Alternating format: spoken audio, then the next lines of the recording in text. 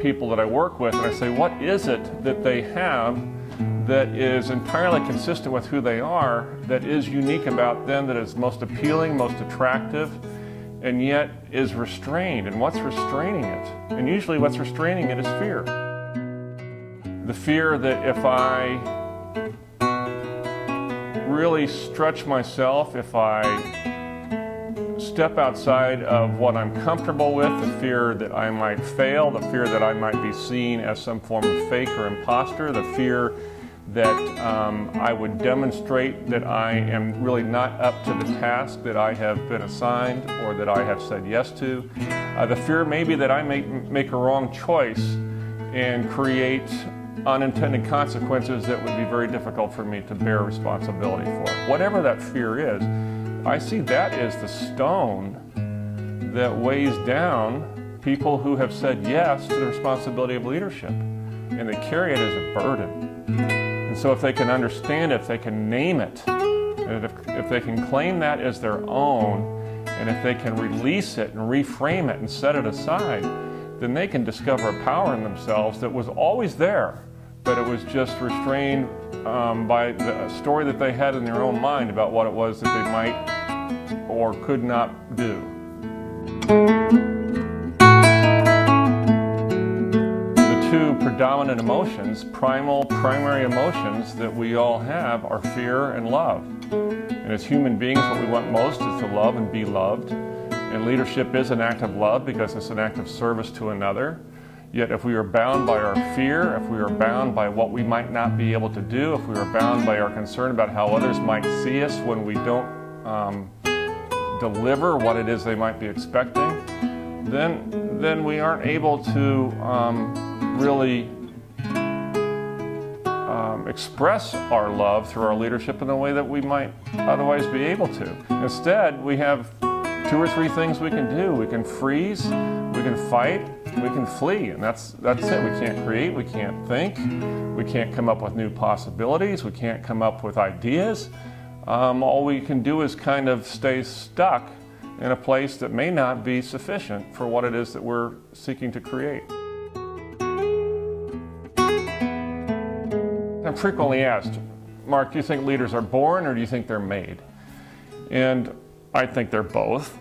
And I see some naturally born leaders who have been able to lead fairly effectively. Where we find them is when they're trying to create something or trying to do something they've not had to do before.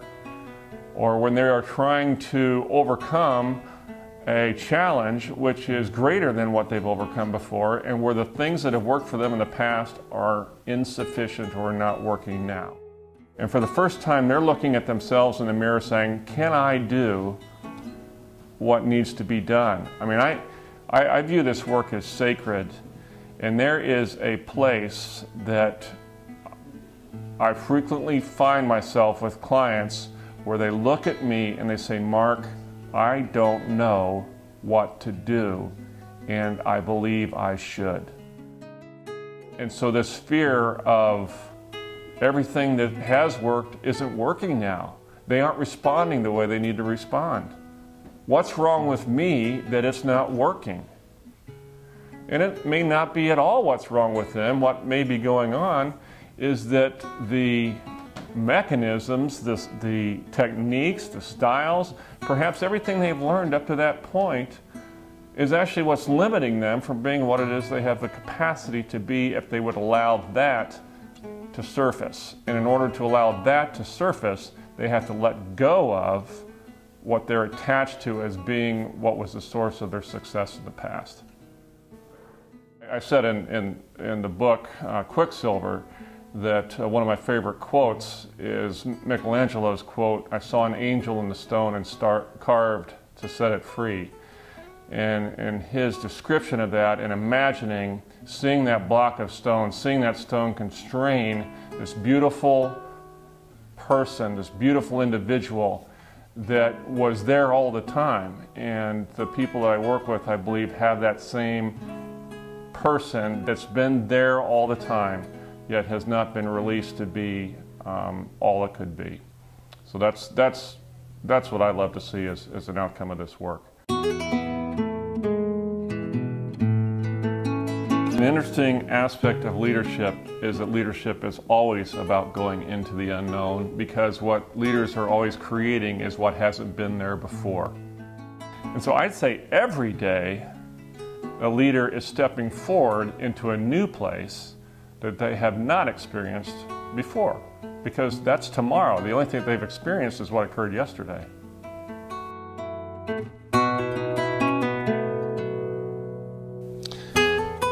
Yeah, to become comfortable with the unknown, I think you have to believe a basic premise, and it has to do with control. And many times I encounter leaders who believe that part of the act of leadership is about creating an environment that's controlled. The point that I make is that control is a fantasy, and we don't have it, and we never had it. And what it serves as for us as human beings is a proxy for some sense that I can determine what's going to happen next.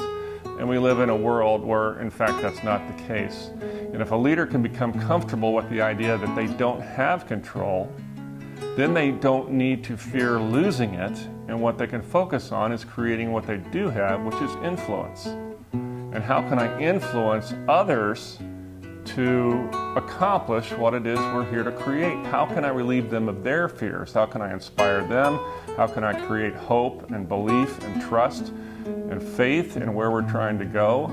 And then how can I put in place the capabilities, the resources, the processes, all that management stuff so as to get there?